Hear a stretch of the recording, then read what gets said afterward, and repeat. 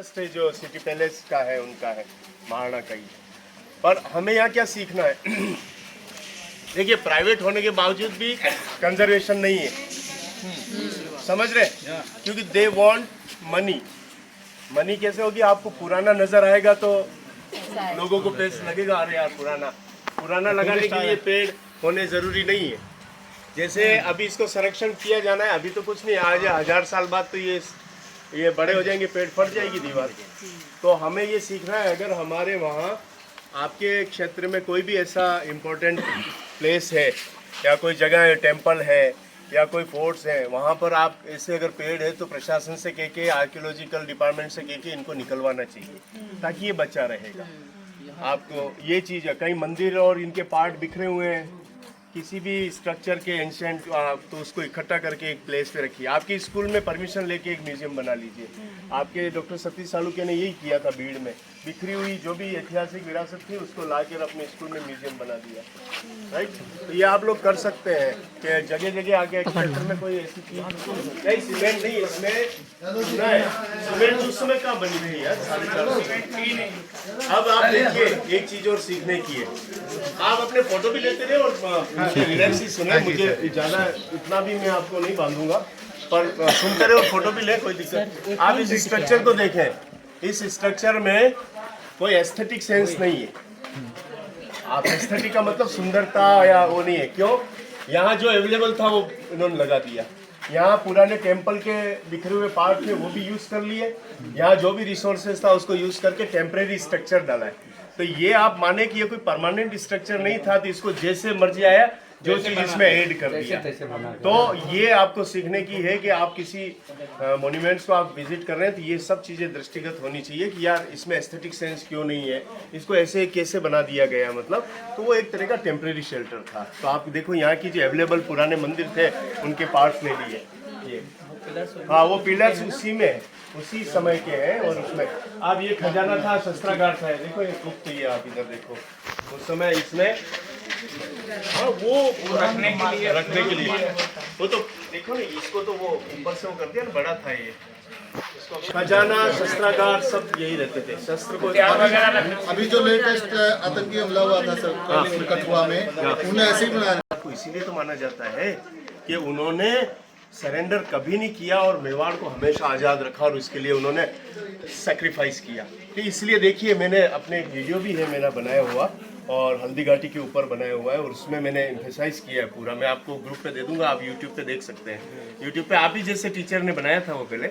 मैं ये कहना चाह रहा हूँ कि महाराणा प्रताप से 100 गुना ताकतवर महाराणा संग्राम सिंह थे, उनके ग्रैंडफादर सांगा, जिनको सांगा बोलते थे। राणा सांगा ने इब्राहिम लोदी को हराया, राणा सांगा ने बाबर को हराया, और आपके पानीपत का जो युद्ध हुआ था सेकंड, वो वही था।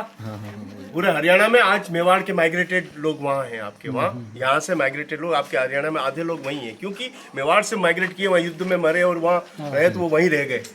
काड़ूले लोहार, जो लोहार बैठते हैं वो वहाँ तक है, आपके अलवर और आपके हरियाणा तक है। तो उनको महान नहीं कहा गया। इतने बड़े बड़े लोगों को हराने के बाद उसको मेवाड़ में उनको राणा सांगा को महान नहीं किया। महान तो थे, पर महाराणा प्रताप तो छोटे टेरिटरी में थे, पर उन्होंने गुलामी स्वीकार नहीं की, हार नहीं मानी। और वो जो घास की रोटी वाली थी ना, उस समय 15 साल 16 साल के बच्चे भी छोटे ही माने जाते थे ना यार, यूं थोड़ी कि लड़ने चले गए जब तक बालिग नहीं हो।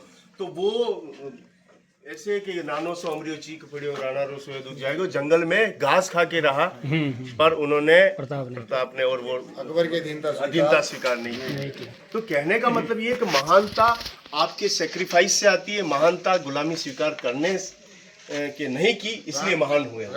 हमारा देश का तो विडंबना रही है, महान सिकंदर नहीं था, पोरस था। हमारी हिस्ट्री को डिफाइन देखो, हम इम्फेसाइज किसको करते हैं ना, तो वो इम्पोर्टेंट है। तो बहुत सारे में अगर आप सेंटर पॉइंट अगर मुगल मानेंगे तो महाराणा प्रताप तो कुछ नहीं था उनके, उस लहजे से जो उस सपोर्ट करेंगे, हमारा आदर्श रहा है। हाँ, क्या रे मुगल ये था, लास्ट तक उन्होंने नहीं किया। उनके बेटे अमर सिंह ने भी संधि नहीं की।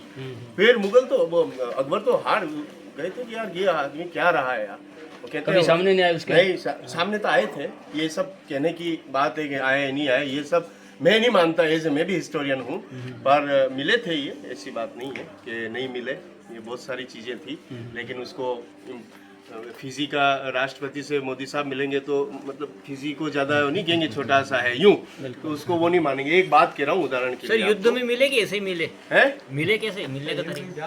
अरे वो तो अब हिस्ट्री में नहीं है, वो आउट ऑफ बुक्स में है, यहाँ नहीं बोल सकता। वो सब चीजें हैं, वो चीजें थोड़ी कहीं लिखी हुई है, मैं बिना एविडेंस के थोड़ी बोलूँगा।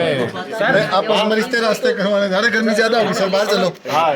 सर हाँ सर, जैसे आज के समय पे सोशल मीडिया झूठे को भी सच बना देती है, उस समय पे जो वहाँ के जो कवि वगैरह थे और जो मतलब मुगल एम्पायर में जो कवि वगैरह जो प्रचार प्रसार करते थे, तो वहाँ की जो संस्कृति थी, मतलब हमारे मेवाड़ की संस्कृति, हिंदुस्तान की जो संस्कृति, उसको दबा के वहाँ की संस्कृति को वो ऊपर करने लगे। तो ये मतलब कि एज ए सोशल मीडिया, वहाँ के वो सोशल मीडिया और यहाँ का नेचुरल सोशल मीडिया, ऐसा मान सकते हैं ना?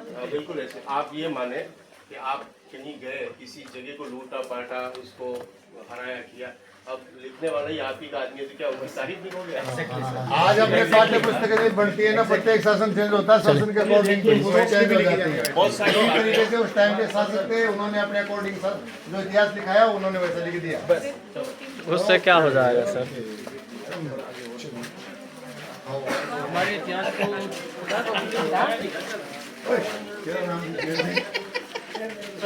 छेड़ने के लिए यही मिले। हमारा इतिहास पत्थरों पे लिखा हुआ है। पत्थरों पे